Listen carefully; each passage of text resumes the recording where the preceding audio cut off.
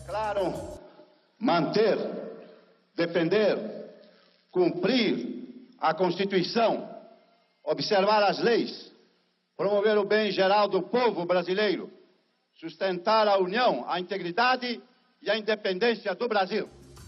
Com a Constituição de 88, a assistência social passou a ser reconhecida como política pública, integrante da Seguridade Social, ao lado das políticas de saúde e da Previdência Social. A estrutura da Assembleia Constituinte assegurou a ampla participação do povo na elaboração da Carta Magna. Os brasileiros participaram dos debates e apresentaram emendas populares. A Constituição representou, assim, uma ampliação dos direitos sociais. A proteção social foi reconhecida como direito do cidadão e dever do Estado. 2 artigos, o 213 e o 204 da Constituição Federal de 88, escreveram de vez o direito à assistência social na vida dos brasileiros.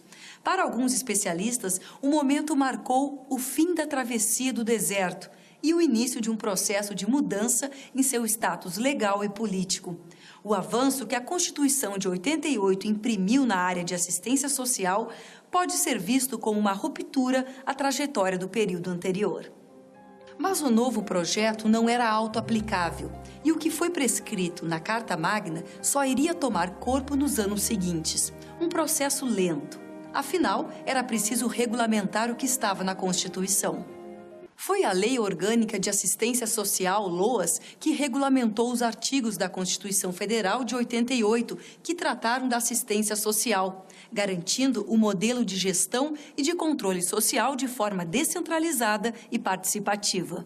A LOAS extinguiu o Conselho Nacional de Serviço Social, CNSS, e instituiu o Conselho Nacional de Assistência Social, CNAS. A nova instância, com a incumbência de fiscalizar a política de assistência social, adquiriu formação paritária e caráter deliberativo. O CNAS, ao mesmo tempo que é o depositário da luta popular para o avanço do controle social nas políticas públicas e especificamente na assistência social, ele herda esse passado patrimonialista e herda e tem a função histórica de representar a participação popular na assistência social. Mas a LOAS precisava ainda responder aos desafios de garantir o equilíbrio entre o poder de decisão que cada governo passou a ter, assegurando a convivência entre o regional e o nacional.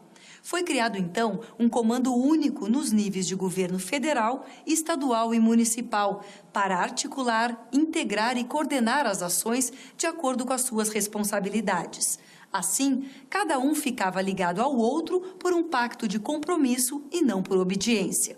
A LOAS instituiu, então, os conselhos, planos e fundos de assistência social, como requisito para garantir o acesso aos recursos da União. A LOAS, no seu artigo 30, ela define que os municípios e estados e a União também têm que constituir, conselhos, planos e fundos de assistência social para poder participar do sistema descentralizado e participativo. E o que acontece? Para que os municípios e estados pudessem acessar recursos do Fundo Nacional de Assistência Social, que é criado logo depois do Conselho Nacional, do CNAS, eles precisavam criar o conselho.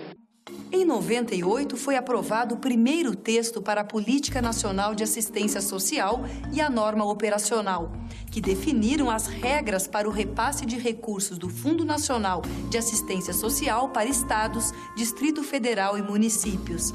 Foi o início de uma fase conhecida na área como CPF, Conselho, Plano e Fundo, como requisito para o repasse. Uma política que era de favor passa a ser uma política de direito e de implantação num território nacional tão diferente, com tantas desigualdades regionais, não só as desigualdades sociais, que é daquilo que nós tratamos da política de assistência social, mas desigualdades regionais, e era preciso criar parâmetros que nos pudessem iluminar essa perspectiva.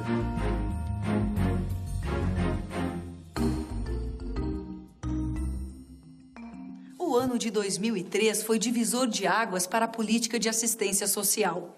A implantação do Sistema Único de Assistência Social, o SUAS, foi a principal deliberação da 4ª Conferência Nacional. Após 10 anos de regulamentação da LOAS, o novo texto da Política Nacional de Assistência Social definiu as bases para a implantação do novo modelo de gestão. O Brasil entrou em uma nova fase de fortalecimento do Estado e de defesa dos direitos socioassistenciais. Foram instituídos serviços, programas, projetos e benefícios socioassistenciais de transferência de renda, como o programa Bolsa Família.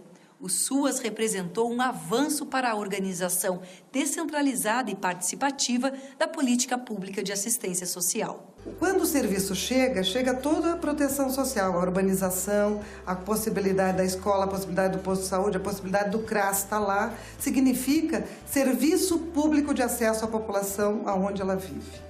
E esse serviço público é o que vai potencializar essa população para que ela use a cidade. O sujeito se dê conta que ele é um cidadão de direito, que ele mora numa cidade, num estado e num país e que faça uso dessa cidade, desse estado e desse país. O Sistema Único de Assistência Social organizou suas ações a partir das responsabilidades de cada ente federado, na gestão e no financiamento, com base no Pacto Federativo. Autônomos, estados, Distrito Federal e municípios não sofrem interferência federal, mas são acompanhados de perto. A integração da rede de serviços se consolida na corresponsabilidade.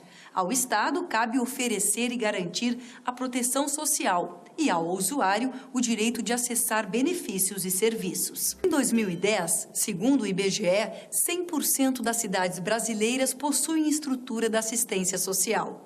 Na primeira década do milênio, milhares de brasileiros saíram da linha de pobreza, começaram a ter acesso aos serviços e benefícios da assistência social e descobriram: onde a esmola termina, o direito começa.